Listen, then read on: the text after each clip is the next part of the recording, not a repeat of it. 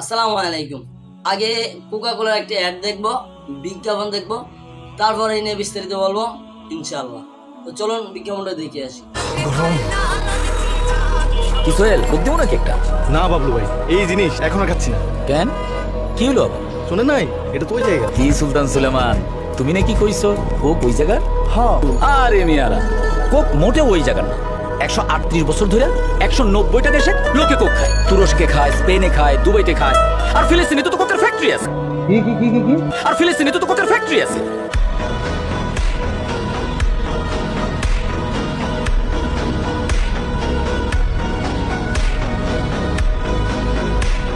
আচ্ছা, তো আমরা এই বিজ্ঞাপনটি দেখলাম। এই বিজ্ঞাপনে বলা হচ্ছে যে এটা কোকা কোলার বিজ্ঞাপন। আমরা সবাই জানি সোশ্যাল মিডিয়াতে ধরে যতদিন ইসরায়েল আর ফিলিস্তিন যুদ্ধ শুরু হয়েছে, এরপর থেকে আমরা যখন জানতে পেরেছি যে কোকা কোলা এটা হচ্ছে ইসরায়েলের প্রোডাক্ট, তখনই আমরা এটাকে বয়কট করে দিয়েছি, এটা আউট করে দিয়েছি।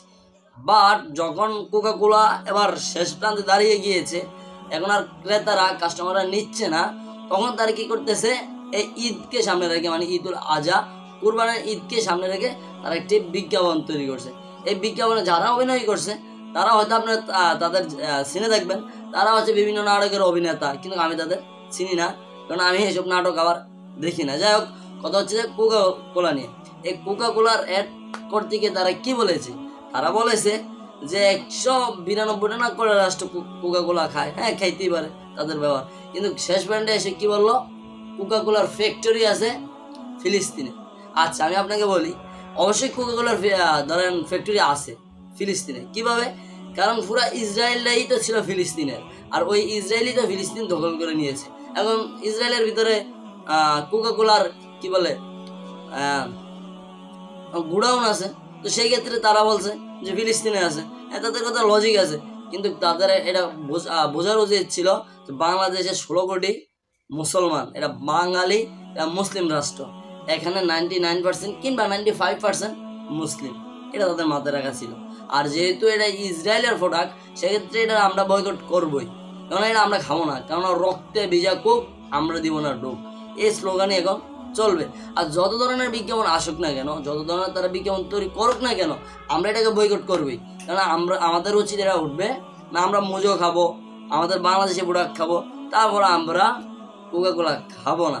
যদি আমাদের ফ্রিতে কিংবা বলা হয় যে আপনারা এটা খেলে আপনাদের টাকা দেওয়া হবে, এরপরও বাঙালি এটা খাবে না। অতএব এইসব অভিনেতা, নাটক শো, এতে সব কিছু বয়কট করুন। হ্যাঁ, সাথে বয়কট করবেন কুক স্টুডিওকে, কেননা তারও স্পন্সর হিসেবে কোকা কোলাকে বেছে নিয়েছে। এমনকি আমি ক্রিকেট খেলার কিছু অংশের ভিডিওতে দেখলাম, যখন আমাদের ক্রিকেটাররা সাংবাদিকের প্রশ্নের জবাব দিতেছে, তখন তাদের সামনে কোকা কোলা থাকে। যদিও শ্রীলঙ্কার অধিনায়ক সিকান্দার রাজা এটাকে সরিয়ে দিয়েছে, কিন্তু হতভাগা বাঙালি অধিনায়করা এগুলো চোখে দেখে না। যে কি বলবো, আমাদের দুর্ভোগ। তো আল্লাহ আমাদের সবাইকে শরীরকে বোঝার ও মারাত্মক দান করুক। আল্লাহ আমাদের ইসরায়েলের আর্থিক সংকটে ফেলে দেওয়ার তৌফিক দান করুক। ওয়া মা তৌফিকা ইল্লা বিল্লাহ।